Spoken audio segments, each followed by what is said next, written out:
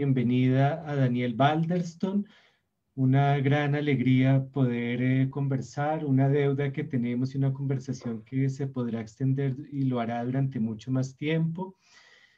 Y sobre todo por la felicidad que a mí me han dado algunas de las investigaciones de Daniel Balderston, de los trabajos recientes y de todos los años que le ha dedicado a la obra de Jorge Luis Borges, además de a otros muchos escritores iberoamericanos y de otras latitudes. Entonces es de la forma más cálida y feliz que recibo a Daniel Balderston en este espacio que tenemos más o menos de una hora larga y sin largas presentaciones porque creo que durante la propia charla le voy a ir pidiendo directamente o indirectamente a Daniel Balderston que nos hable de su trabajo y porque la biografía que él tiene en este último libro a mí me sorprendió, tiene 3 o 4 líneas, es bien corta. Nos recuerda dónde ha sido profesor, que ha sido director del Borges Center y bueno, y estamos entre personas muchas que lo conocen y todos los demás borgianos del mundo, esa comunidad tan gigantesca que irá en crecimiento y que se expande por los siglos.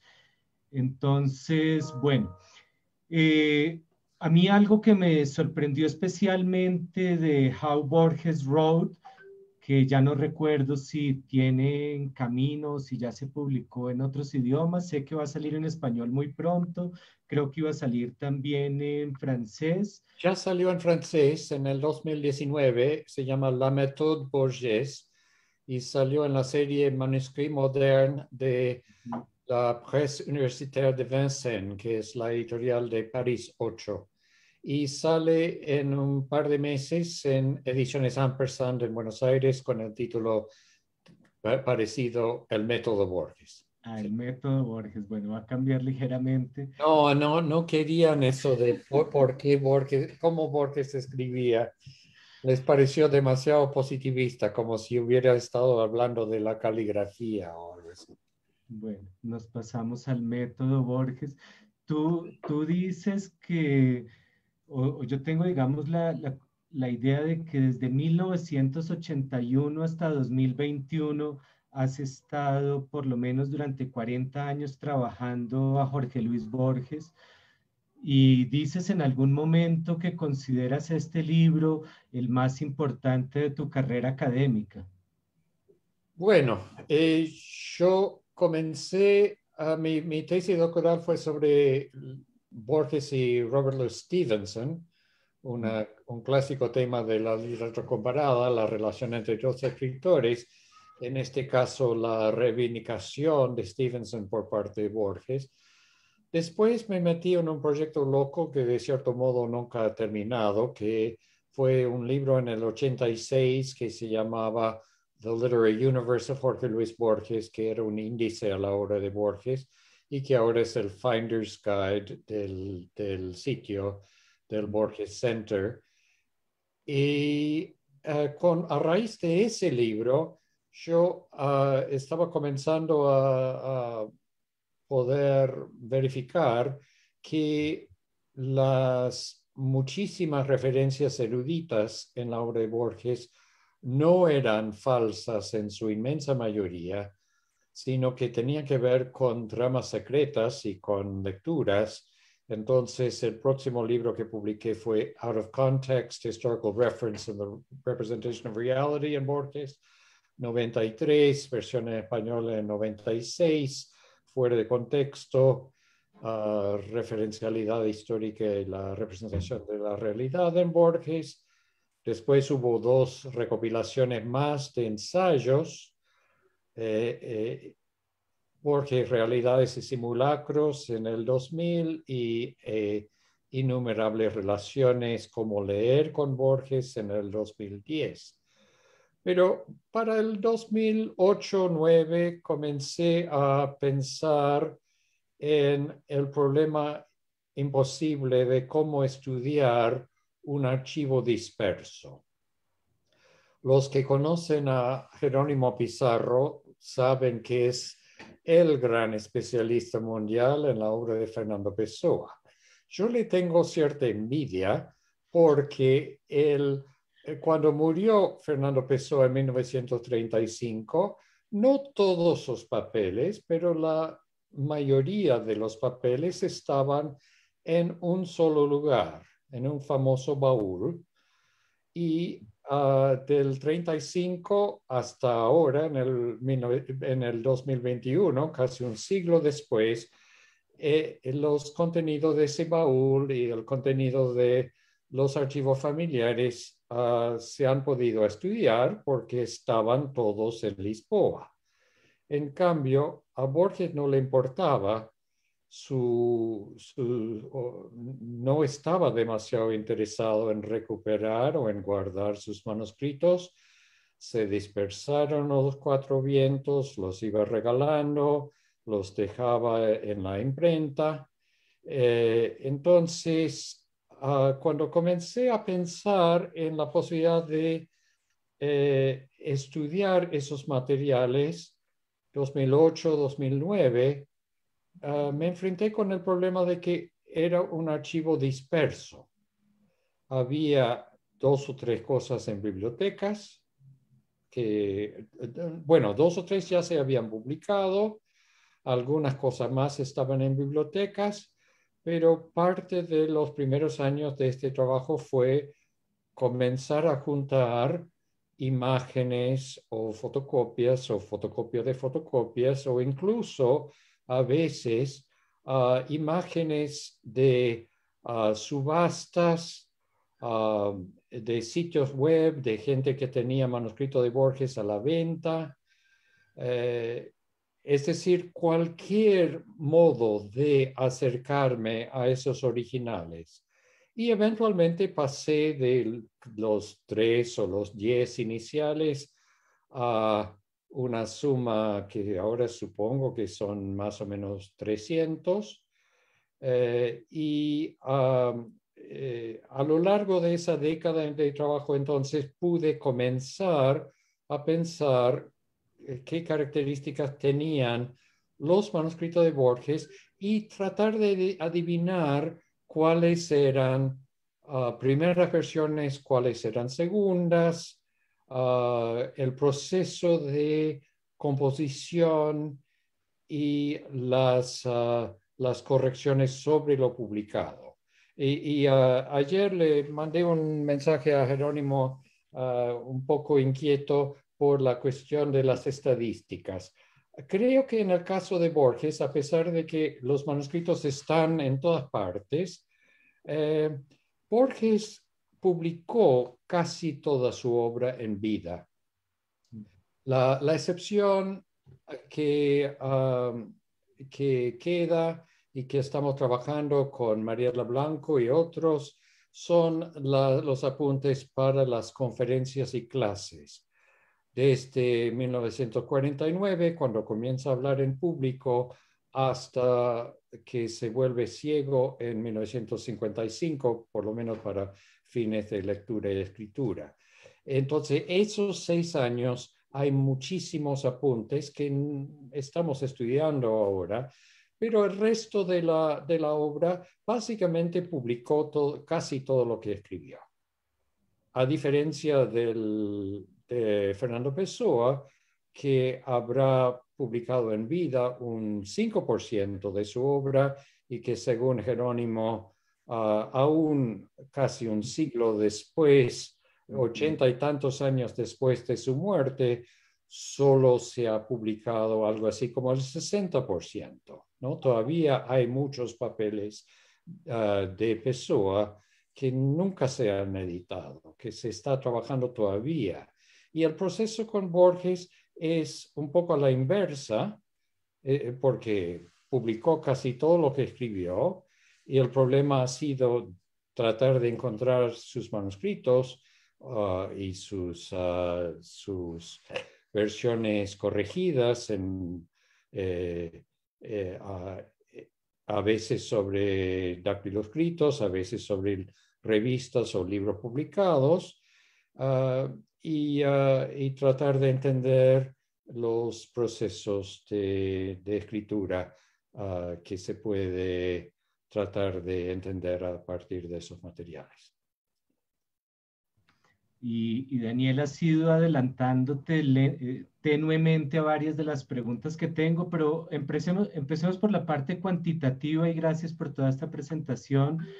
Y ya que hablaste también de los números de Fernando Pessoa, tú acabas de decir 300, pero en el libro tú hablas de 180 manuscritos. Sí, Yo había porque anotado 180 manuscritos y es como si me dijeras que en los últimos 2, 3, 4 años aparecieron 120 más y hablas de sí, 25 cuadernos y tal vez ya son más de 25, ¿no?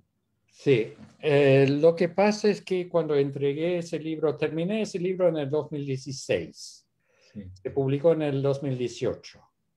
Los coleccionistas comenzaban cuando se supo que yo estaba trabajando este tema, comenzaron a decir, yo tengo algo que tal vez le podría interesar, etcétera, etcétera.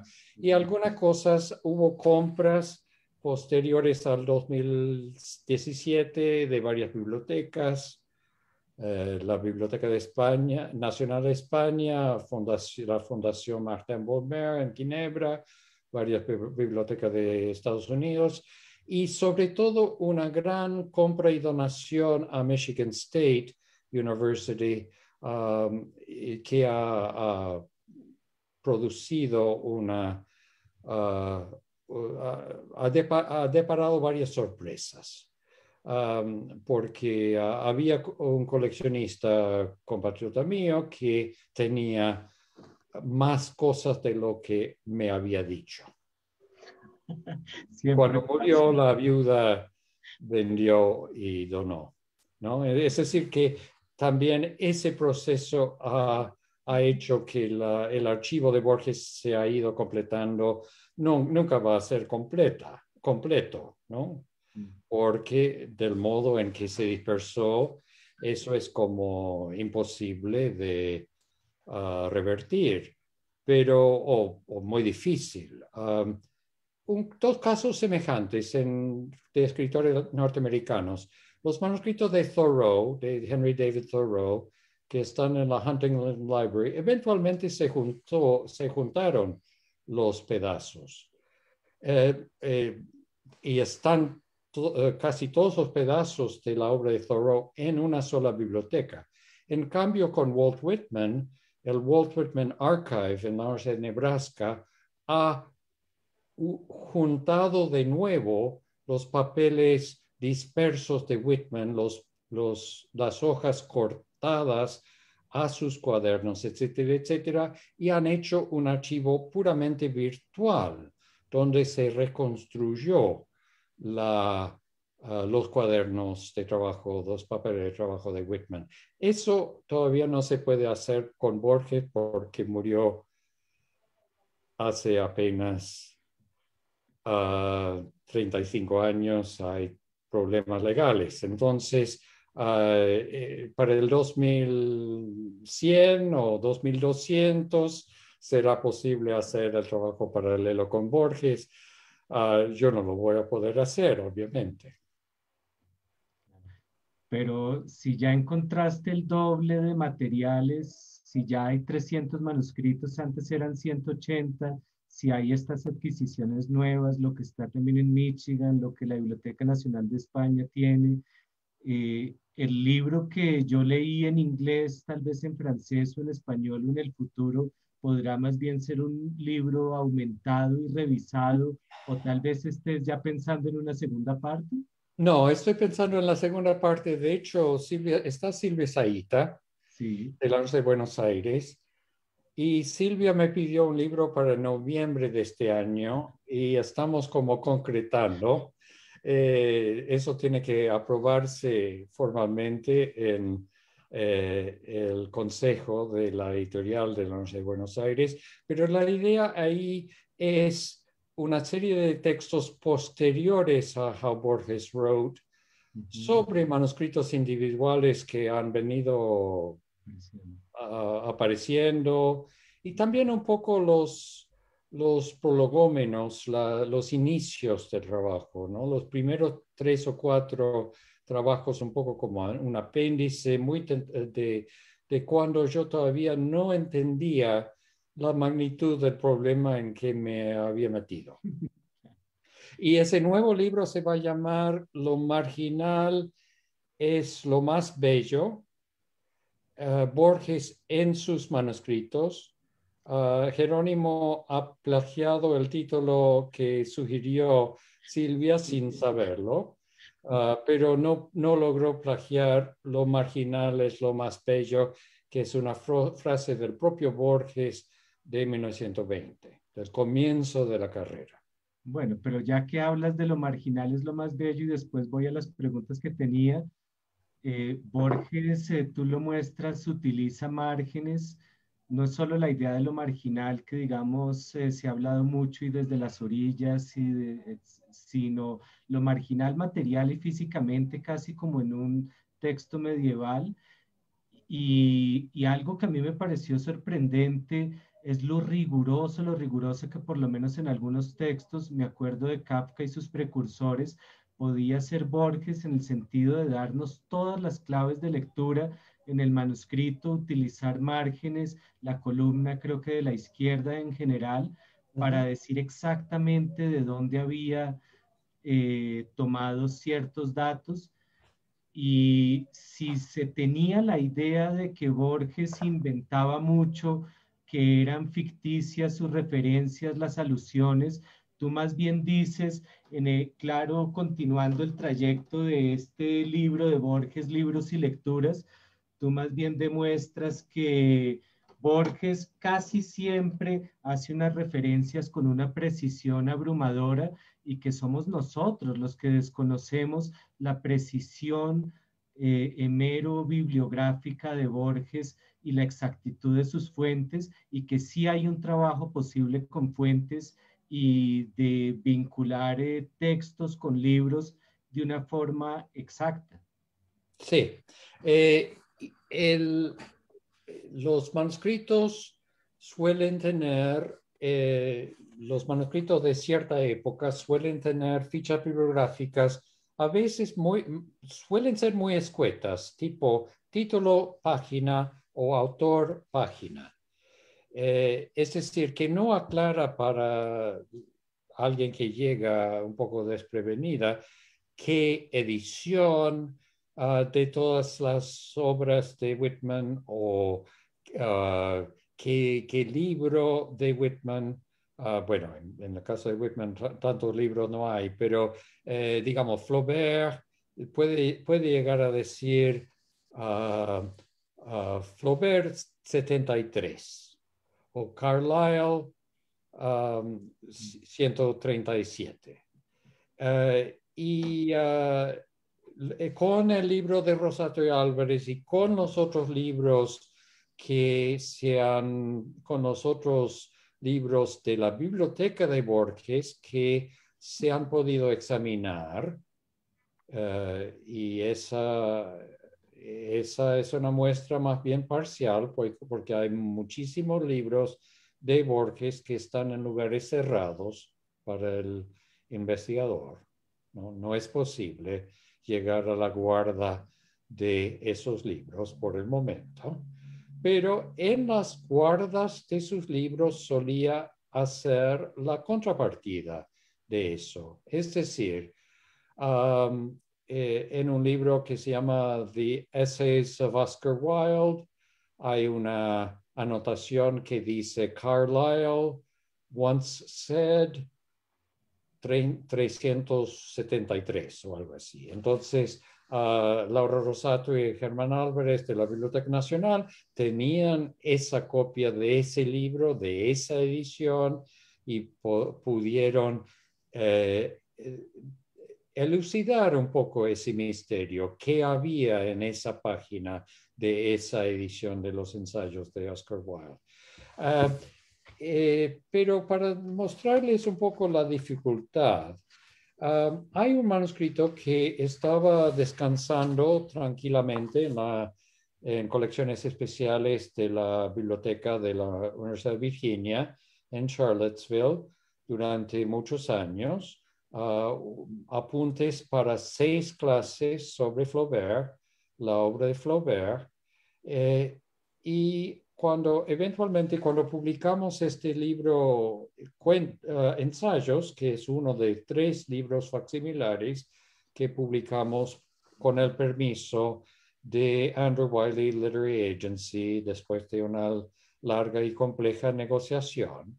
Cuando decidimos publicar los apuntes sobre Flaubert, que eran 19 páginas, por suerte, Mariana Dició de la Sorbona Nueva, una argentina que vive en París, aceptó la imposible tarea de tratar de trabajar conmigo a elucidar cada una de esas 200 y tantas referencias y pudimos con 200 de las 203. Es decir, que publicamos en este libro, y está disponible también en forma de PDF por $10, creo, en el sitio borges.pit.edu/store, tienda, publicamos una edición crítica de ese ensayo sobre Flaubert con 203 notas. Y para eso pudimos comenzar a hacer el trabajo real de cómo sería una edición crítica de una obra de Borges. Ahora, trabajamos 2 personas por 5 meses para hacer la edición de un texto de Borges. Justamente. Es decir, la tarea para los futuros investigadores, los que puedan hacer la edición crítica real esa es mi pregunta. de la obra de Borges, será un poco como la enciclopedia de Tlön. Van a ser generaciones de investigadores porque si con un texto trabajamos 2 personas más o menos inteligentes y más o menos preparadas para hacer la edición crítica de un texto, ¿cómo será la cuestión de hacer varios miles de textos? Ni Jerónimo Pizarro va a poder, ¿no? Y mucho menos yo. Esa es justamente mi pregunta, porque tú en algún momento del libro dices que no hay un archivo de Borges, dices que además los estudios borgianos están muy lejos de un día poder llegar, digamos, a un Borges digital y a otros proyectos que uno conoce para autores angloamericanos. Yo te he escuchado a ti críticas que además comparto y entiendo muy fuertes a una supuesta edición crítica de Borges que circuló en librerías hace un tiempo y que todavía existe. Borges hizo esa paradoja de publicar unas obras completas que no eran completas, pero muy de Borges. Borges hace una antología personal que es tan incompleta como él quiso muchas cosas. Y nosotros, y yo digamos, publicando solo 30 proverbios, perdón, no 30, 300 proverbios de Fernando Pessoa, me salió un libro de 300 o 400 páginas y tal vez también 5 o 6 meses. Y yo dije, si 300 líneas de Pessoa me demoro 6 meses, pues seguramente es con 30.000 papeles, necesito 30 o más vidas. Entonces sabemos que no vamos a terminar de hacerlo, sabemos si es una crisis latinoamericana, que de muchos autores no tenemos archivos y que falta incluso una idea clara en Latinoamérica de qué es una edición crítica, porque a veces ese es un rótulo comercial o se hacen colecciones que ni siquiera arrancan con esa idea. Pero tener los libros de Borges, tener manuscritos, empezar a tener borradores, perder la idea de que no existían ciertos materiales que empezaron a florecer y a aflorar, parece que ahora sí empezamos a tener los elementos para una edición crítica de Borges y que ese es un proyecto hacia futuro, que Sí, apenas estamos empezando a poder pensar ahora por primera vez. sí. Y falta la parte legal, que creo que no se va a poder Claro, porque pensarse. yo empecé a trabajar a Pessoa justo en el momento en el que quedó libre. Ajá. Sí, no, 70 yo años, especialmente 2006, y comencé a empecé a trabajar. trabajar ahí. cuando yo comencé a trabajar, Borges estaba vivo todavía y Sí. murió en el 86 y su copyright se ha renovado una infinidad de veces. Es decir, que por lo menos dentro de la legislación norteamericana va a estar protegido Borges hasta supongo que hasta fines de este siglo, ¿no? Es decir, que ese momento de una edición crítica real en muchos tomos con muchísimo rigor, es imposible pensarlo, es una imposibilidad. Sin embargo, yo creo que cuando alguien consigue permiso para hacer una edición crítica rigurosa de un texto, que lo haga, que haga la Ujú. edición crítica de ese texto sin preocuparse por la imposibilidad de hacer la edición crítica del libro entero o de la obra completa. Pero, por ejemplo, la Fundación Martin Bodmer, que compró el segundo manuscrito de Cluno para Orbis Tertios y el manuscrito de El Sur, Michel Lafon publicó eso en Presse Universitaire de France y después de su muerte, cuando Bodmer había adquirido un par de papeles más, hicieron una edición muy buena de un texto sobre Coleridge de Borges, ¿no? Es decir, y nosotros hemos publicado esos 3 tomos. Es decir, que hay más materiales que sí, por lo menos dan una idea precisa de cómo son esos papeles y qué hábitos tenía Borges como escritor, qué, cómo era su letra en sus primeros borradores y cómo se transformaba esa letra cuando quería pasar algo a un dactilógrafo o a un imprentero, ¿no? Eh, por lo menos tenemos una muestra suficiente para saber cómo son los papeles de Borges, a pesar de que no tenemos esa cosa que yo envidio tanto de tener todo en una sola biblioteca, que es el caso o casi todo en una sola biblioteca, que es el caso de Fernando Pessoa. Sí, o por lo menos una gran parte. Claro que también están la familia, los amigos, las subastas, diferentes bibliotecas públicas, pero por lo menos 27.000 papeles al inicio estaban reunidos y el problema era sobre unos 4.000 o 5.000 que estaban dispersos, pero el núcleo inicial de Pessoa era y es muy grande y más o menos se ha ido centralizando. Eso es verdad. Ahora, yo me acuerdo que tú hablas de los cuadernos de Pierre Menard y que dices que al menos los cuadernos de Pierre Menard recuerdan algunos de los cuadernos de Borges. Sí, Es decir, Borges dice, hay una nota del narrador al final del cuento que dice que Menard solía ir a las afueras de Nîmes con un cuaderno de hojas cuadriculadas, peculiares símbolos geométricos, letra de insecto y solía hacer una alegre fogata. Es una descripción muy precisa de los papeles de trabajo de Borges, como también lo es la descripción que hace Stephen Albert del manuscrito del Jardín de Senderos que se bifurcan, la novela del antepasado de Yutsun en el cuento de Borges del 41, ¿no? Es decir, que Borges describe sus manuscritos en su obra. y esta sería una pregunta de editor de cuadernos de Pessoa justamente.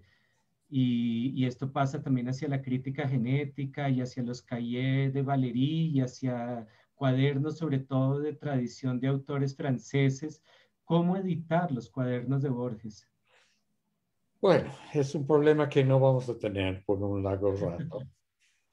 Uh, lo que estamos comenzando a hacer, y tú y Mariela y Silvia y algunos otros de los que están presentes y como 20 personas más, lo que vamos a hacer para el número 52 de Variaciones Borges son estudios de apuntes para clases y conferencias.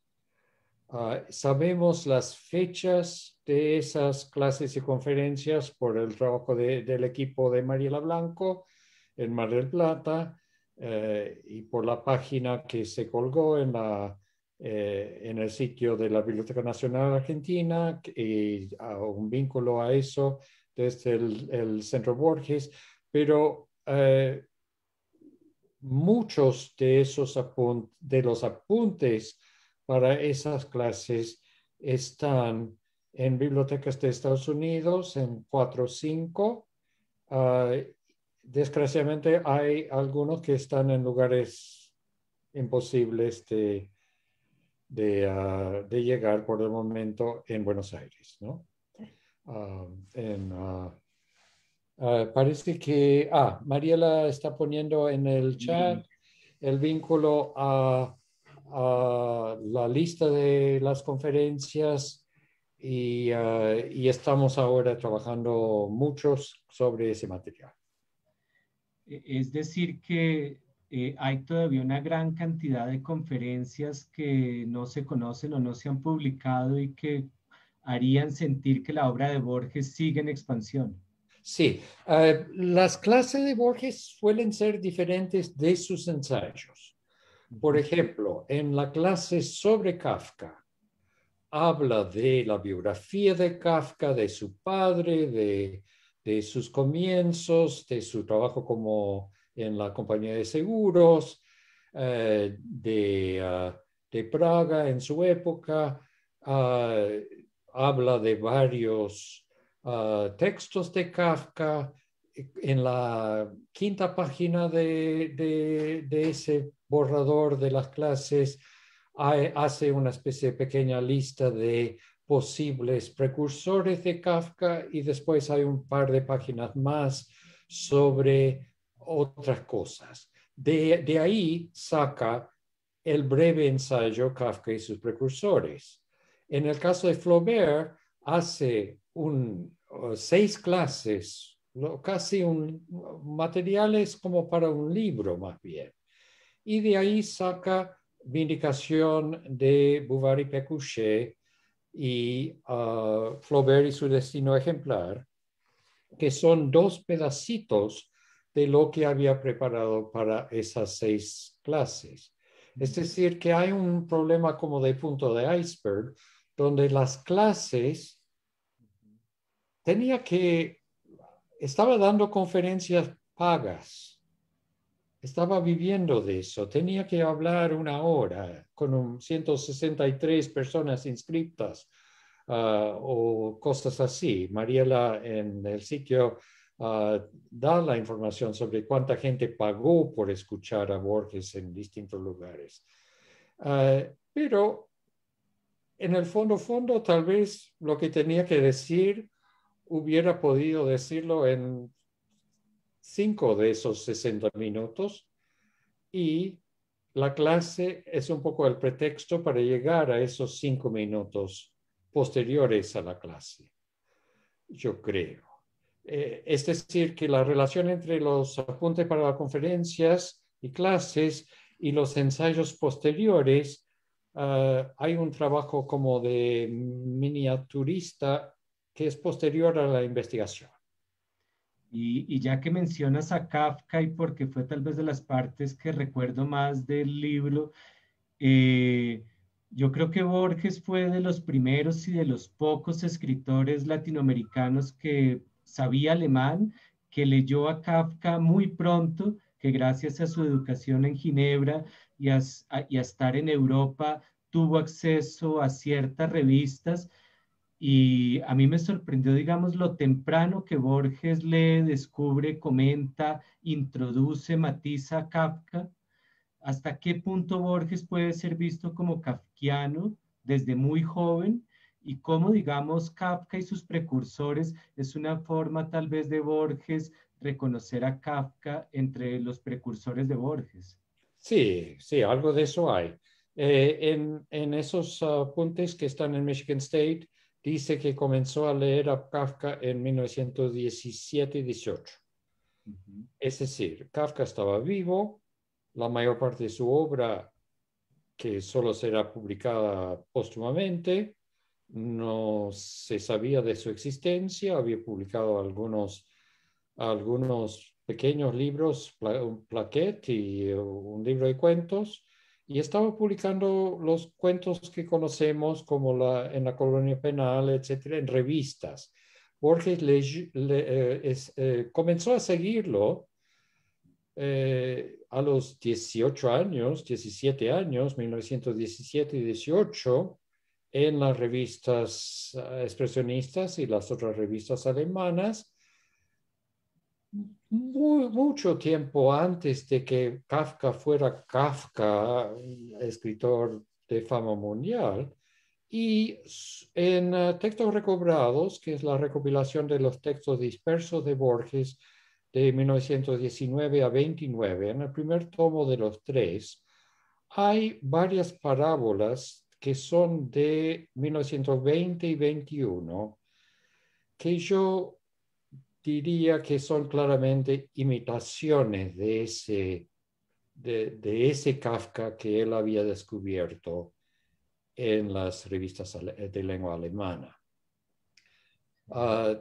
Hay una polémica en torno a la traducción de la Metamorfosis de Differverhandlung, que se publica en la revista Occidente en 1926. Hay gente que dice que eso no puede ser de Borges porque es demasiado castiza, pero eso puede ser por las costumbres de los correctores españoles de convertir en peninsular los registros de la lengua castellana de otras partes del mundo hispanohablante. Sí, Y Borges reconoce esa traducción después. En una nota a Víctor Ocampo, él dice, yo traduje la Metamorfosis de Kafka y una serie de otros cuentos, ¿no? Él reconoce su rol de intermediario,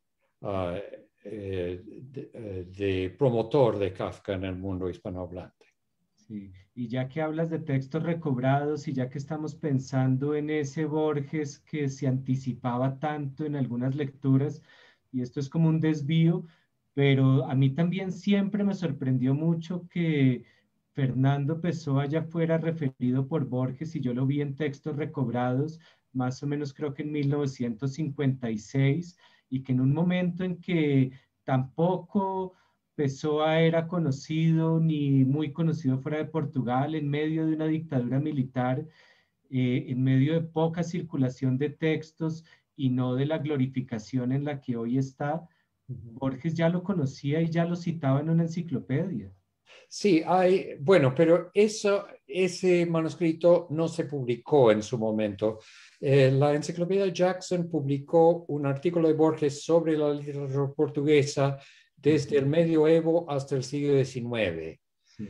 Y la segunda parte de esa nota, que iba a ser siglo XX, donde habla de Sacarneiro, Pessoa, etcétera, no se publicó hasta mucho después de la muerte de Borges. Y yo sospecho, sin embargo, que Borges, estando con la familia, y Guillermo de Torre, que había venido de Madrid a Lisboa para despedirse de ellos y eventualmente se va a casar con la hermana, pasaron 6 semanas en Lisboa en 1924. Entonces yo tengo un artículo un poco travieso donde digo que tiene que haber habido un diálogo entre Borges y Pessoa en algún café de Lisboa. Imposible probar, pero bueno, algo del mundo de Pessoa lo habrá conocido en el 24. Entonces, cuando José Blanco, para un número de la revista Occidente, creo que en el 83, hay un número especial sobre Pessoa, y le piden a Borges, y Borges le escribe una carta a Pessoa diciendo, mi gran amigo, apenas ahora me enteré de su existencia. Yo creo que es una mentira más de tantas que contó y que tiene que haber sabido de Pessoa mucho antes. Sí. Y pensando un poco sobre todo en mis estudiantes, en el trabajo de archivo, en algo, digamos, que yo tengo muy claro, pero yo siempre he defendido el trabajo con fuentes primarias, y he dicho, digamos, que una buena edición crítica es un buen trabajo con fuentes, o fundamentalmente es un buen trabajo de índole histórica con fuentes, y que un archivo es una fuente de fuentes, y yo vivo, digamos, en ese mundo de referencias de lo más fiable, de lo más directo y de lo más cercano al momento de la escritura. Tú has ido encontrando una cantidad de referencias. ¿Para qué ha servido ese gran cotejo lento, objetivo, demorado, de una cantidad de citas, de referencias, de alusiones? ¿Eso qué ha permitido para releer y para entender a Borges? Bueno, mi artículo más reciente es uno que se llama Point and Counterpoint on the Manuscript of El Fin, 1953. Y acaba de salir en el número 51 de Variaciones Borges y ya está en el sitio web. Así que es de acceso gratis, de acceso gratuito. En ese manuscrito, 4 páginas que están ahora en Michigan State, que yo no sabía de su existencia hasta hace pocos meses, tiene algunas cositas que permiten una relectura bastante radical del cuento en cuestión. El cuento en cuestión, por ejemplo, trabaja muy solo implícitamente con la cuestión racial, con el hecho de que Recabarren, el pulpero, que es el focalizador del relato, que está paralizado, tiene un tal vez hijo de rasgos indiados, un hijo ilegítimo, y entonces en ese momento de ese manuscrito hay una anotación que dice Amorim y un número de página. Tuve que ver muchos libros de Enrique Amorim, del novelista uruguayo, que estaba casado con una prima hermana de Borges, para dar con la referencia precisa.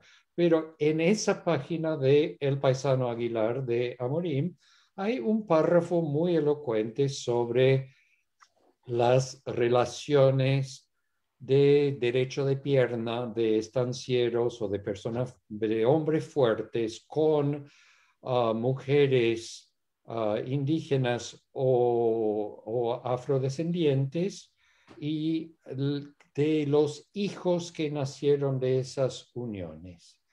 Y es una descripción, digamos, muy seductora, muy sensual. Borges anota, después de haber leído esa descripción, anota catre de tientos y la página. La frase catre de tientos está en el párrafo en cuestión en Amorim, pero en el cuento lo reduce a catre. Hay una definición de tientos en el glosario que está al final de los 2 tomos de la poesía gauchesca que preparó con Bioy Casares en el Fondo de Cultura Económica en el 55, es decir, que sabía perfectamente qué tipo de muebles había en una pulpería en el siglo XIX en el campo argentino, pero básicamente está pensando en toda esa descripción un tanto libidinosa de Amorim para expresar con su excesivo pudor, pero no hacer desaparecer del todo la idea de que Recabarren ha tenido relaciones con alguna mujer de la zona y que ese muchacho sea hijo suyo. Eh, Igual que la cuestión racial, los personajes negros en los poemas de Hernández, Borges está muy consciente de eso en sus escritos sobre la gauchesca. Está también muy consciente de la presencia, y en sus cuentos de compadritos, ¿no? En la Hombre de Esquina Rosada, la dueña del prostíbulo es de humilde color. Y en Historia de Rosendo Juárez también hay una referencia a personas afrodescendientes. Es decir, que hay cosas que él no cuenta explícitamente, pero que están ahí en sus manuscritos, en sus escritos, y que los manuscritos permiten permiten una nueva vía de acceso a lo que él cayó por un motivo u otro. Y yo también estoy pensando en dos situaciones concretas. ¿Tú en algún momento recuerdas en El hombre en el umbral una referencia a Mofa de los árboles? Descubres la referencia que es Mofa de los árboles, entiendes que es una traducción que hizo Borges, que los traductores de Borges no sabían que estaba traduciendo del inglés, que han retraducido tal vez lo que no tenían que traducir y que encontrando la fuente uno podía, en vez de traducir a Borges, volver a la referencia que estaba detrás de lo que él colocaba. Y en otro Sí, momento dices, casi corrigiendo tu trabajo, pero podrías corregir el de cualquier otra persona, que en la secta de Fénix la cuestión del secreto no tendría que ver con relaciones sexuales como habías pensado al principio, o que por lo menos eso no es lo que indican las fuentes. Es decir, que las fuentes estarían permitiendo revisar cómo se ha traducido a Borges y revisar muchas de las interpretaciones que se han hecho de textos de Borges. y también a entender que hay en los textos de Borges hay muchísimas citas implícitas, sin comillas, Uh -huh. muchísimas. Eh, y eso es casi imposible. Silvio Molloy hace muchos años descubrió una cita de John Bunyan de Pilgrim's Progress en biografía de Tadeo Isidoro Cruz. Esa cita la descubrió un poco por casualidad, sin tener acceso a manuscritos, pero los manuscritos permiten ver la cantidad de citas secretas. Um, y eso a veces ayuda a entender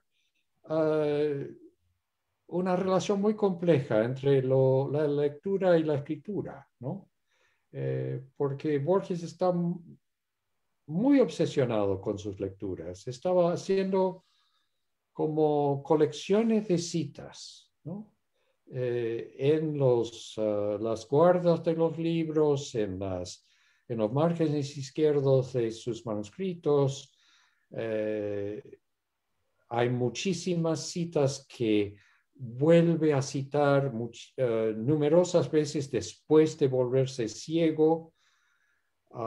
Después de volverse ciego puede dar conferencias como las Norton Lectures de Harvard, que son con citas poéticas más o menos precisas en muchas lenguas, y da esas conferencias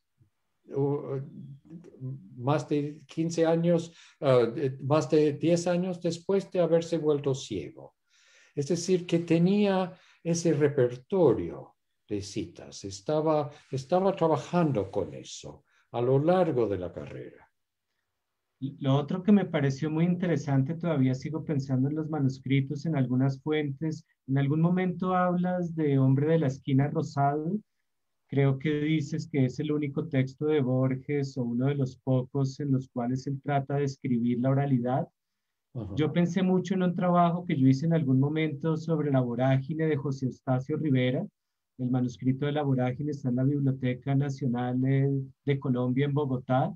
Uno se da cuenta que Rivera tiene una primera versión y en una segunda o tercera versión o en una de esas campañas, este término militar, como tú dices, de la crítica genética, en alguna campaña de escritura empieza a tratar de cambiar el discurso de algunos personajes para que sea más regional y para acercarse a ciertos guiños hacia la novela de la selva brasileña. Lo mismo yo me acuerdo en el trabajo gigantesco de la edición crítica de archivos de Don Segundo Sombra y cómo la oralidad está en Don Segundo Sombra. Y tú llegas a través de Hombre de la Esquina Rosada a mostrar cómo Borges coloca variantes, cambios de palabra para escribir de una cierta manera que no lo va a hacer en otros textos. Sí, había en su poesía, en algunos ensayos de los años 20, escribe en argentino, escribe ciudad, etcétera, ¿no? Sí. Pero ese es el único texto donde hay un narrador popular, tal vez analfabeto, que cuenta su historia en su lenguaje a un público letrado, a un grupo de jóvenes. El narrador está viejo ya, está contando la historia del día en que llegó a ser hombre y el día que conoció a una mujer, muchos años después, y está contando eso en su lenguaje. Y Borges está muy consciente de ese reto y lo dice, lo explica muchísimos años después en las 4 conferencias sobre el tango que se publicaron recientemente, pero que son del año 61, creo.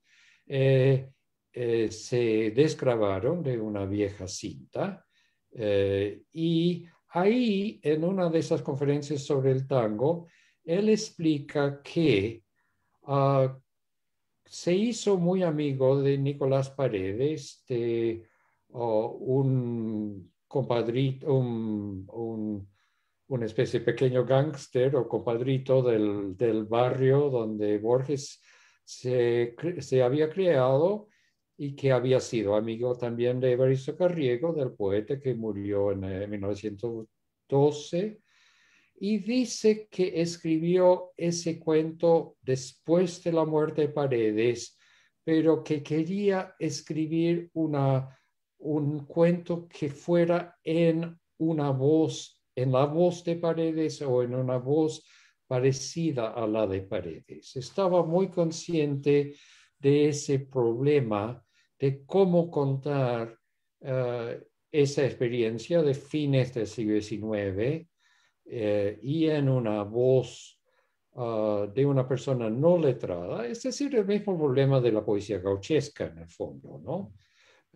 Una poesía escrita por letrados, pero tratando de hablar en voz de otros. Borges trató de hacer eso en ese cuento, pero por ejemplo, cuando vuelve a esa historia en Los Orilleros, el guión de cine con Bioy, o muchos años después en Historia de Rosendo Juárez, ya escribe en su castellano corriente, no trata de hacer, de recrear o de volver a hacer ese experimento que había hecho en el 33.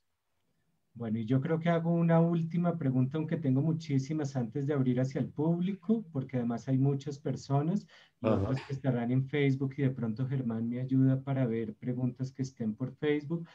Pero tú en algún momento hablas de poéticas de la incerteza, poéticas de la incompletud, poéticas de la posibilidad, como 13 rasgos de las poéticas de Borges a partir del trabajo con los manuscritos, y dices que esas poéticas están vinculadas a las técnicas de composición y que estudiando las técnicas de composición uno también comprende las poéticas de Borges. ¿Por qué?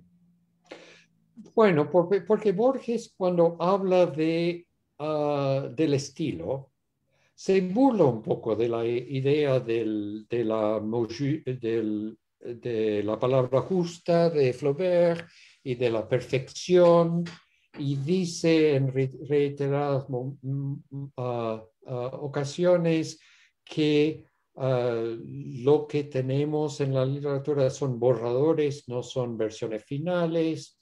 Es decir, que tiene un ideal de la obra abierta, no de la obra conclusa o muerta o fija.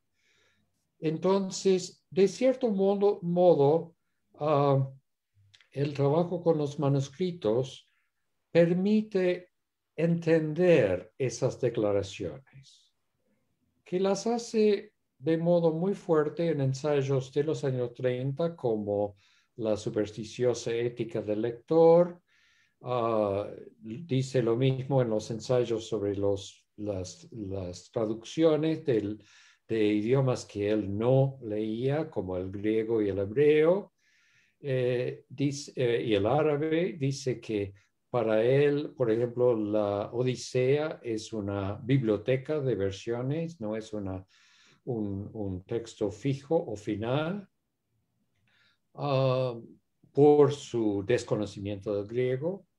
Eh, y está muy interesado en esa posibilidad de pensar la, la, la literatura como algo latente, inminente, ¿no? Una de las frases más famosas de la ensayística de Borges es la última frase de La moral y los libros, donde habla de esa inminencia de una revelación que no se produce, es quizá el hecho estético.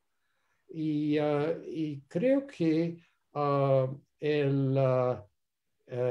el saber que sus manuscritos son de un nivel de inseguridad muy radical ayuda a entender esas declaraciones y de cierto modo también lo desmonumentaliza, ¿no? Borges llegó a ser una especie ideal de la perfección en la lengua española, castellana durante muchos años, y de cierta forma eso era una manera de matarlo, ¿no? Cuando hablé en la Biblioteca Nacional Uruguaya hace unos años de alguna de estas cosas, pero creo que de los poemas ingleses, el novelista argentino Carlos Domínguez, que vive en Montevideo, me dijo después: qué consuelo para un escritor saber que Borges luchaba tanto en el proceso de composición, que no producía esos textos aparentemente tan perfectos o tan Cristalinos. cristalinos, sino que había un proceso anterior de llegada y que eso, de cierto modo, abría de nuevo la posibilidad de leerlo. Y creo que eso también es importante. Sí, Hay de una acuerdo. pregunta, sí. Sí, ya paso la pregunta y de una vez, sí, yo me acuerdo mucho de ver esas escaleras de variantes, de adjetivos, de posibilidades que tú mostrabas en Bogotá, en el Instituto Caro y Cuervo en algún momento, de ver a Borges con dudas, de ver a Borges estudiando, lo que acabas de decir, que sus clases fueron necesarias para sus ensayos y que el ensayo es la punta del iceberg, digamos, de un trabajo hasta cierto punto docente. Sí, yo creo que desmistifica que eso se necesita. A Pessoa en algún momento, el archivo de Pessoa lo declararon monumento nacional hace unos años y yo desde el momento en que lo declararon monumento nacional estoy con el miedo, por un lado de la monumentalización, por otro lado del merchandising, y entre esas dos cosas a uno le cuesta mucho encontrar una tercera vía. Hay justamente una pregunta que tiene que ver con la parte, está en portugués, recordando un aparente dibujo de Borges, una hidra con figuras de Perón, de Hitler, de Mussolini, y la pregunta es sobre el material iconográfico en la investigación que has hecho. Ahí está esa hidra. Y qué caminos, digamos, de interpretación puede abrir pensar ese material iconográfico. Bueno, Ese manuscrito está en Virginia, se llama Viejo Hábito Argentino. Es un manuscrito que Borges retocó desde el año 46 hasta el año 55. Es decir, desde la subida al poder de Perón hasta su caída. Al principio del proceso, publica en el 46 un texto que se llama Nuestro pobre individualismo, que ha estudiado mucho Mariela Blanco en su nuevo libro La invención de la nación en Borges y Marechal. Pero el hecho de que Borges siga visitando ese manuscrito durante los 9 años del primer peronismo es muy significativo. En el manuscrito en cuestión hay muchísima poesía inédita, poemas en cuartetos, en octosílabos, que tienen que ver con la historia de Martín Fierro y Cruz, y dibujos de Borges de velas, de ornamentos para caballos, y otras cosas que aluden directamente a la vida rural argentina en el siglo XIX. Es decir, sacan el texto de su contexto político inmediato, que era fácil descifrar en el 46, pero descubrir que ese manuscrito es una especie de obsesión personal de él durante 9 años y que siga dibujando y haciendo variantes y retocando, es muy interesante, ¿no? No dilucida del todo el problema de la relación de Borges con el peronismo o el populismo en general o el nacionalismo cultural, pero por lo menos muestra que estaba muy obsesionado con, no solo con el presente político, sino también con lo que se había heredado de la Argentina del siglo XIX.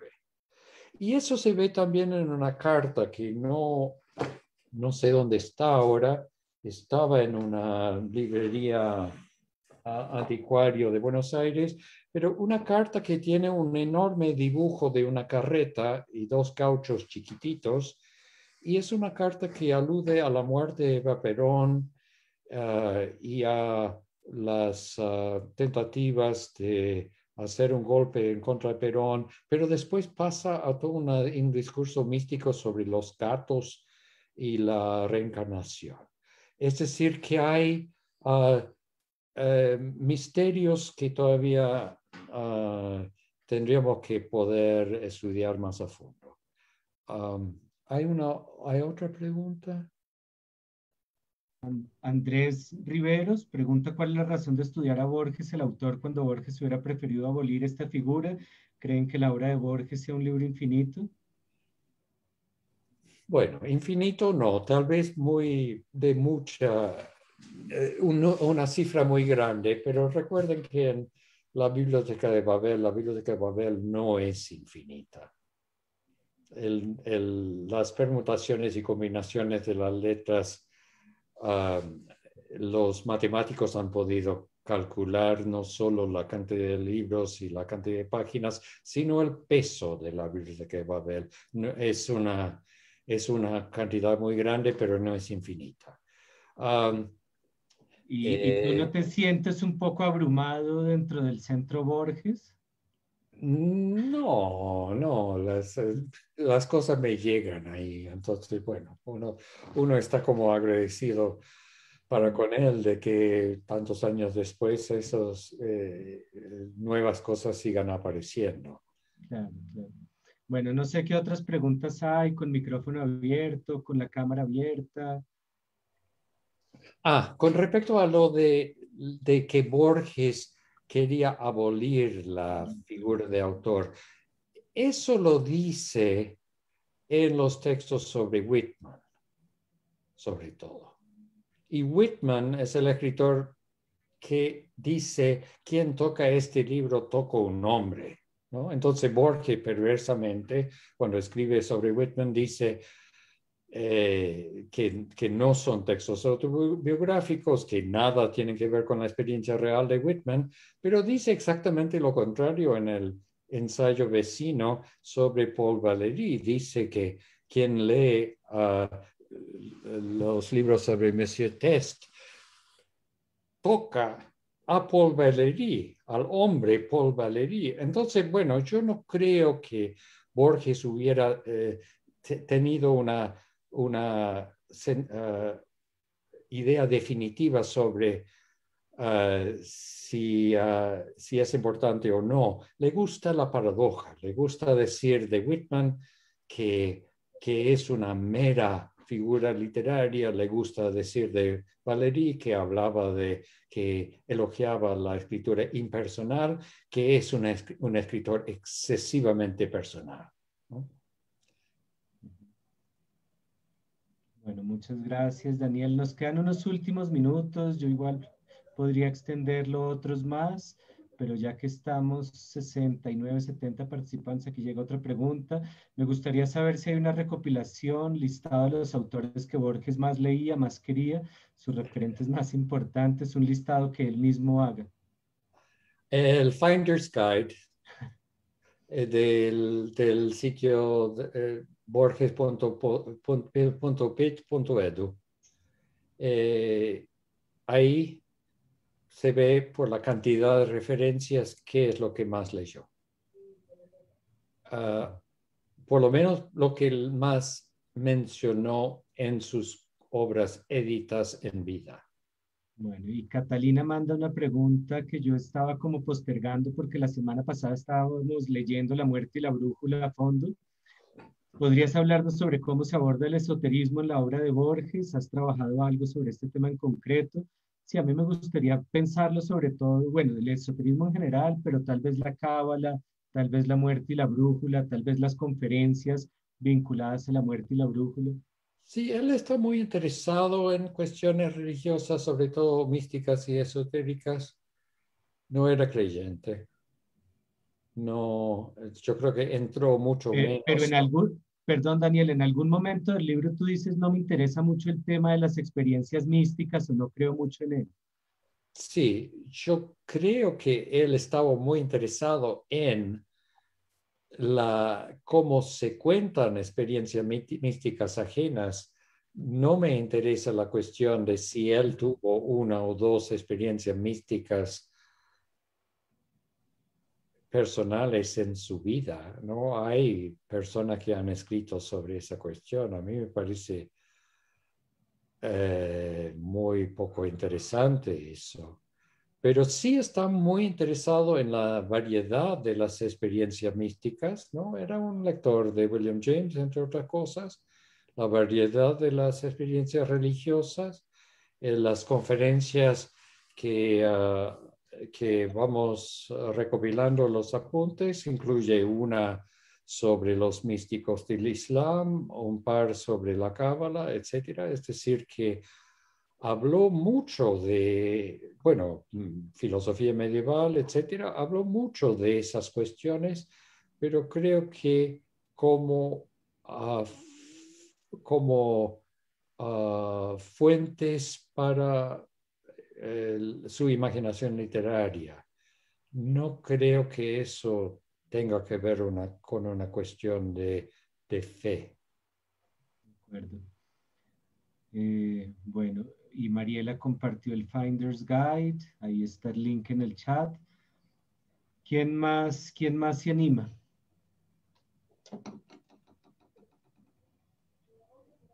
Tal vez Mariela podría decir un poco, la voy a obligar a participar, el proceso de ir desenterrando esas conferencias que sabíamos de su existencia, pero no teníamos una idea clara de dónde, cuándo y en qué circunstancias y si tenían que ver con obras publicadas posteriormente o no. Y ahora no sé, Mariela, ¿cuándo comenzaron ese trabajo? ¿Hace 3 años más o menos? Está en mute. Ah, no, ella no puede hablar. Tal vez puede mandar. Deja intento que pueda. Yo, deja Mariela, tal vez podría decir más o menos en qué año comenzaron a trabajar en eso. yo solicité para Yo reactivar creo el que audio. hace apenas unos 3 años, 3 o 4 máximo. Ahí está, Ah, Listo. me desmutearon, gracias. Bueno, primero felicitarlos por la organización de la charla y por todo, por la dinámica también, que ha sido más que entretenida e ilustrativa. Y bueno, gracias Dan por esta participación. En 2015 empezamos este ah, proyecto, es decir, que 6 años. ya lleva mucho tiempo, es muy irregular, como vos bien sabés, lo que puede, es decir, este tipo de trabajos son arriesgados, ¿no? Como decía Jerónimo, trabajar con las fuentes a veces puede llevar mucho tiempo y los resultados pueden ser escasos. Entonces, hemos tenido o hemos pasado por momentos distintos. Partimos de una nómina de 24 conferencias, que era esa muy exigua lista que Borges deja en Schopenhauer's Leben, en la vida de Schopenhauer, casi escrita como una lista de almacén, ¿sí? O sea, superpuesta en el libro, como una enumeración que dice, bueno, he visitado tales lugares, tales otros, con muy pocas precisiones de tiempo, ¿no? En general esos lugares corresponden a ciudades del interior en Argentina que también resultaron sorpresivas, no son, en algunos casos sí, Rosario, Córdoba, resultan ciudades centrales, pero otras son ciudades de provincia que quizás no teníamos siquiera conocimiento de que Borges hubiera visitado dando conferencias, así que eso también fue bastante revelador. Solemos tener la imagen del Borges consagrado, cosmopolita, viajando por el mundo, y no sabíamos tanto quizás que antes de ese paso Borges había tenido una vasta trayectoria dando conferencias en el país. Y digo basta porque partimos de 24 conferencias y hoy en día estamos en más de 100, solamente hablando del periodo 1949-1955, ¿no? Es decir, después ya podríamos decir que se inicia otro periodo. Entonces, sí, llevamos mucho tiempo, tenemos esas conferencias relevadas y ahora, como comentaba Daniel hace un momento, todos tenemos bastante, él tiene revolucionado su How Borges Wrote y nosotros nuestra página con todos estos materiales nuevos que han venido apareciendo.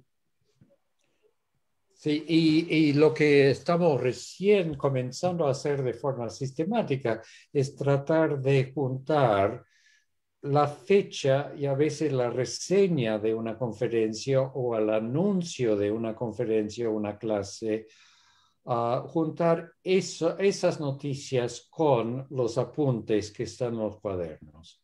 Y ese ha sido una especie de gran puzzle como de juntar pedacitos, ¿no? Y decir, bueno, estos apuntes parecen ser del año 50, pero no parece haber hablado de ese tema hasta el 54, pero después el equipo de Mariela ha venido descubriendo más fuentes de información y resulta que los apuntes del 50 son para una clase del 50 que se repite en el 54, por ejemplo, ¿no? Es decir, que el trabajo de hormiga está comenzando a dar resultados muy interesantes, pero bueno, tendremos que esperar un poco más. Hay varios tesistas, etcétera. Así que, y es un trabajo colectivo, no es un trabajo ni de ella ni mío de forma individual. Es un trabajo, creo que también está Emran Spleen en Brigham Young, que también está participando mucho en esta cuestión. Y bueno, estamos descubriendo todos los días o todas las semanas por lo menos Ahí indicios está. nuevos. Ahí está Emron. Emron, ¿tiene algo que agregar? Ojalá. Yo voy aquí a verificar que lo pueda hacer, solicitar para reactivar el audio. Solo quisiera felicitarles también y agradecerles al profesor por habernos invitado a participar. Y bueno, he visto muchos nombres de ustedes en los emails con Dan en estos meses con este trabajo y es bueno verles en la cajita, ¿no? Sus caras.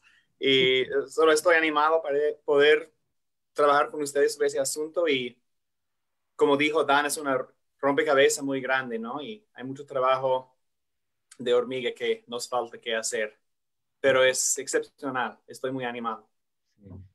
Sobre todo que, digamos, yo en el caso de Pessoa ya estoy perdido entre la biblioteca que se digitalizó y son 500.000 imágenes de libros y hemos tratado de hacer un trabajo acercando la biblioteca y el expolio, es decir, unas más de 50.000 imágenes de documentos, de manuscritos, más de 500.000 imágenes de los libros página a página, pero en el caso de Pessoa no tenemos 100 conferencias, no tenemos clases y siento que este es un universo en el que no tenemos viajes, era mucho más sedentario, entonces, no Y tenemos de un autor cierta que haya forma, vivido tantos años, entonces ustedes tienen, creo que algo tremendamente más grande.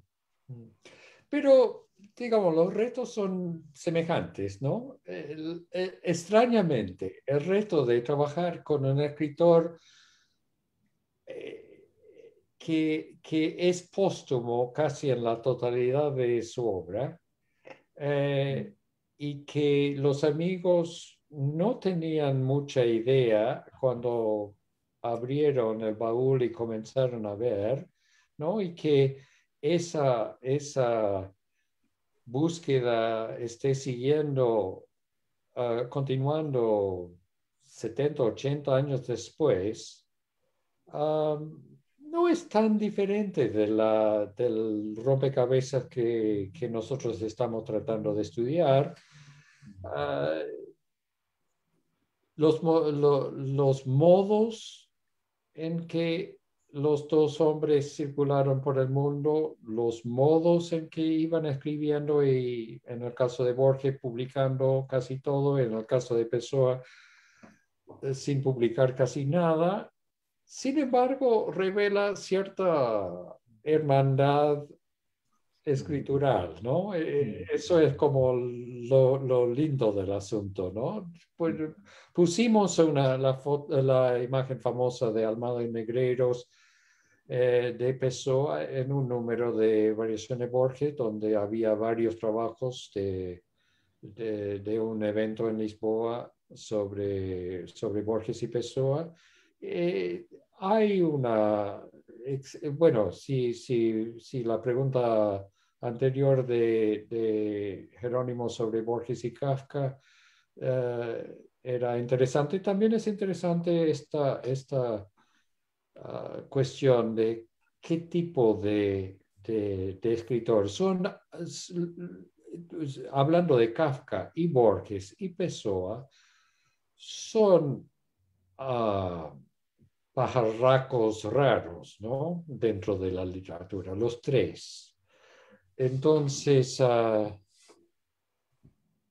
eso deja que su obra sea enigmática y que sea una invitación a nuevas lecturas constantemente y nuevos descubrimientos.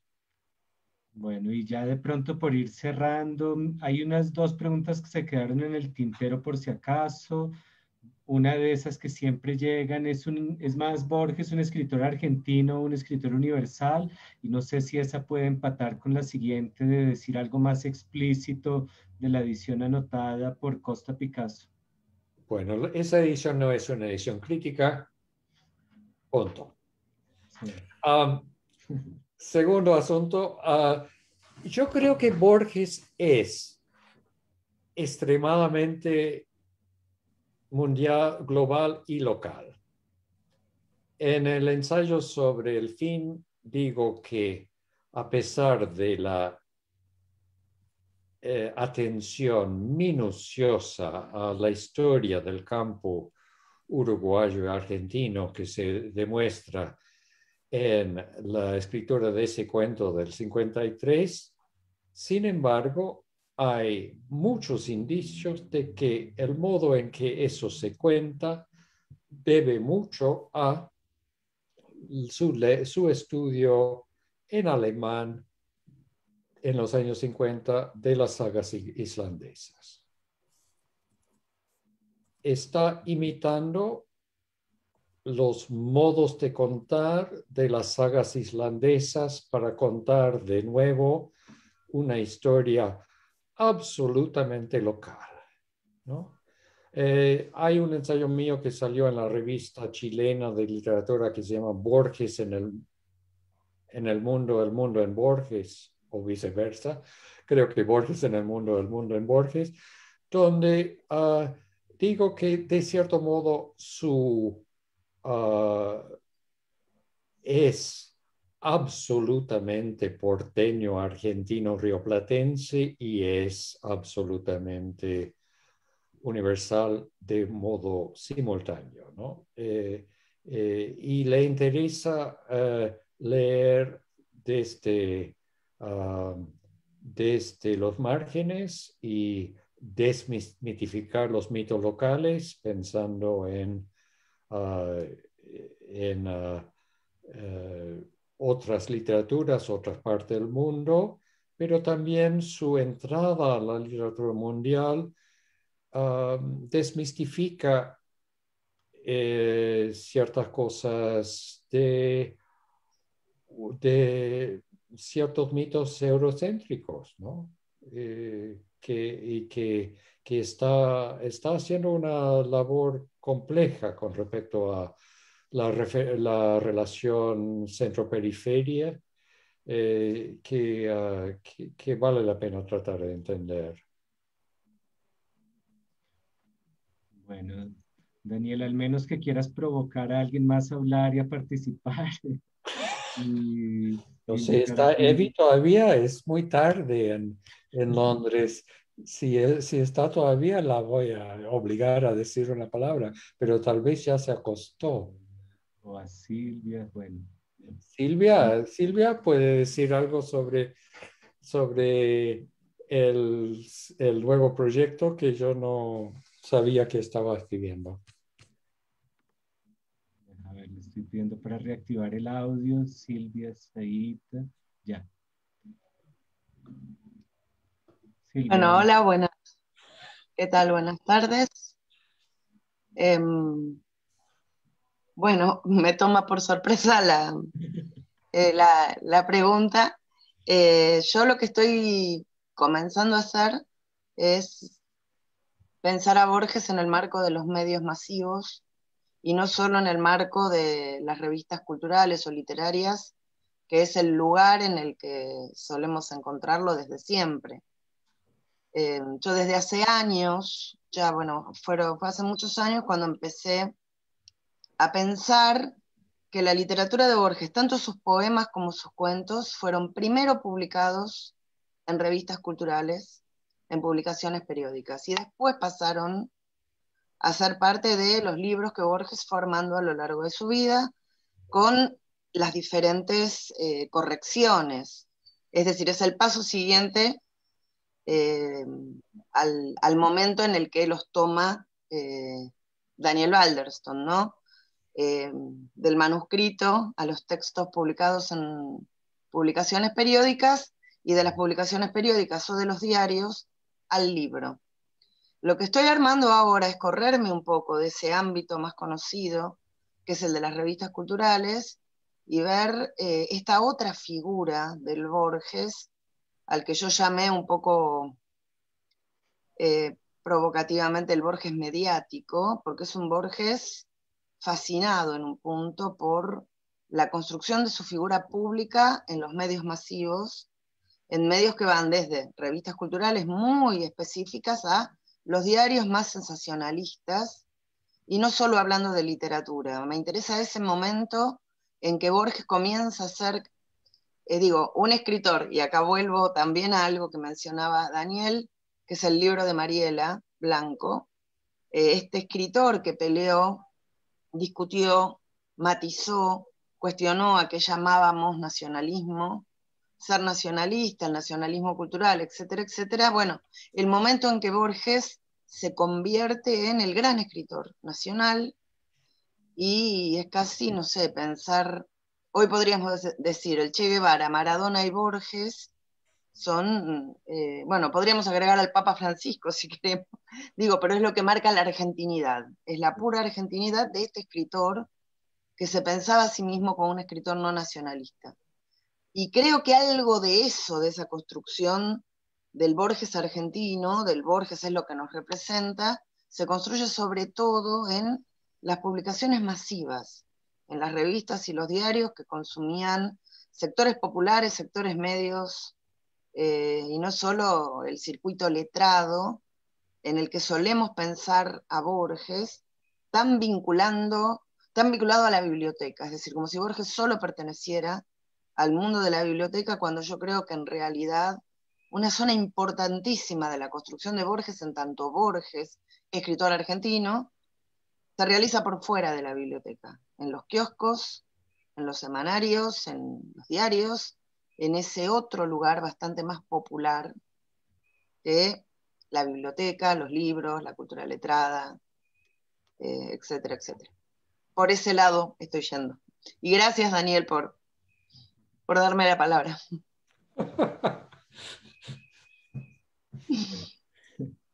No, y me hizo pensar, es decir, hay un trabajo muy parecido que se está desarrollando ahora con Fernando Pessoa, lo está haciendo una profesora de Wisconsin, y creo que ahí van a haber conexiones muy interesantes, y porque claro, Pessoa últimamente se pone en el nivel de Cristiano Ronaldo, y la cuestión es cuál de los dos es más célebre, y entonces también depende desde dónde se lo mire, y cuándo se empieza a construir desde la cultura popular Pessoa y cuál es la relación que tiene con esa cultura popular ya en vida.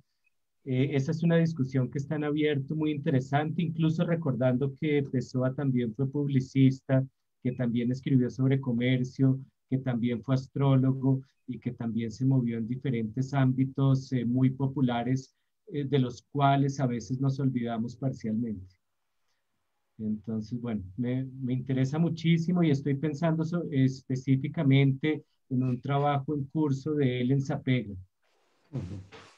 La obra en colaboración de Borges con Villa Casares comienza en el folletín de promoción del yogurt, de la leche fermentada de la Martona, es decir, también la relación con la publicidad y con la circulación de productos es muy importante en la obra de Borges, pero es un aspecto que estábamos tal vez impedidos de ver un poco por cuestiones de prejuicio, ¿no? De pensar que esa...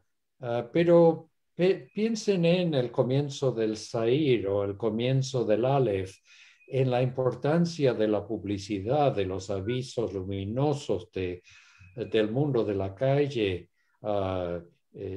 Borges está muy consciente de eso. Tal vez esa parte de su obra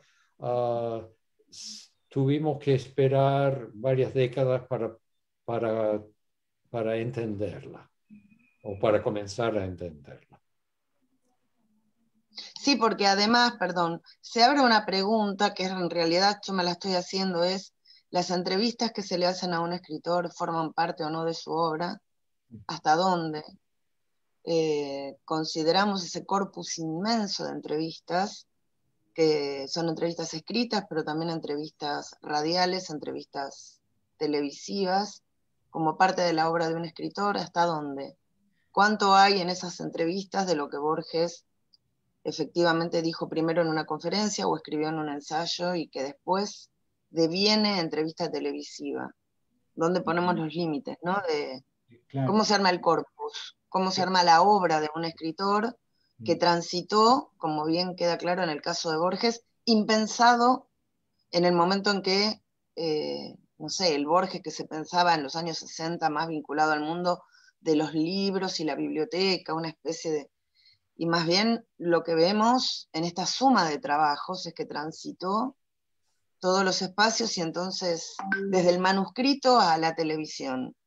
¿Cómo armamos el corpus Borges? ¿A dónde decimos que esta es la obra de Borges? ¿Dónde cortamos? Y bueno, yo no lo tengo muy resuelto, pero digo, ¿qué hago? ¿Las entrevistas son parte o no de la obra de un escritor? Y es un escritor, tal vez uno de los escritores más entrevistados, ¿no? Exacto.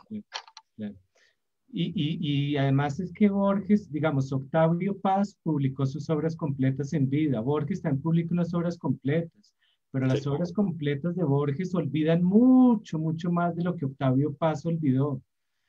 Es como si se estuviera queriendo proteger o quisiera abdicar. Es decir, cómo entender las obras completas de Borges en esos 3 volúmenes de Messé que en su momento yo leí completos y anoté, y después no paré de comprar libros y no paro y siguen saliendo cosas y parece Pessoa del que seguimos sacando como de un sombrero conejos, y a veces me preguntan que de dónde salen tantas cosas y dónde estaban guardadas. Borges parece no querer cerrarse, aunque él intentó cerrarse. Es que, digamos, Pessoa publicó un libro en vida, Wittgenstein publicó un libro en vida, y entonces yo entiendo el trabajo póstumo, pero Borges quiso tener unas obras completas y parece que lo estamos traicionando más que a Kafka. Bueno, pero la traición a Kafka fue productiva para la... No, y esta también. Y Borges defendió la traición a Kafka, y Borges se puso del lado de Max Brod. Sí, claro. No, y la literatura es un juego de traiciones, ¿no? Eso lo dijo Ricardo Piglia en sus escritos sobre este asunto, ¿no? Bueno, supongo que nos hemos excedido de tiempo. Sí, y Silvia acaba de plantear la pregunta de dónde cortar, así que yo propongo que vayamos cortando. Me parece muy bien. Daniel, muchísimas gracias. Silvia también, Mariela, Emru, todos los que participaron, los que estuvieron en sala, los que estuvieron en Facebook, los que se quedaron ahora hasta el final. Germán por la transmisión. Todo va a quedar grabado y después podemos compartirlo. Y yo espero que retomemos la conversación, que sigamos colaborando y, y que esto nos lleve a descubrir mucho más a Jorge Luis Borges, que yo estoy seguro que así va a ser, y a viajar con él y a perseguir a esos coleccionistas privados, a ir a las bibliotecas públicas y finalmente a tener esa sensación un poco como una epifanía que ya ha tenido Daniel de poder tocar y ver y observar manuscritos de Borges. Daniel, gracias por el tiempo, por tu trabajo, por toda la generosidad, y seguimos entonces hablando y echando corriente. Y gracias, Jerónimo. La próxima vez un abrazo en persona. Sí, un abrazo, adiós y gracias a todos. Chao.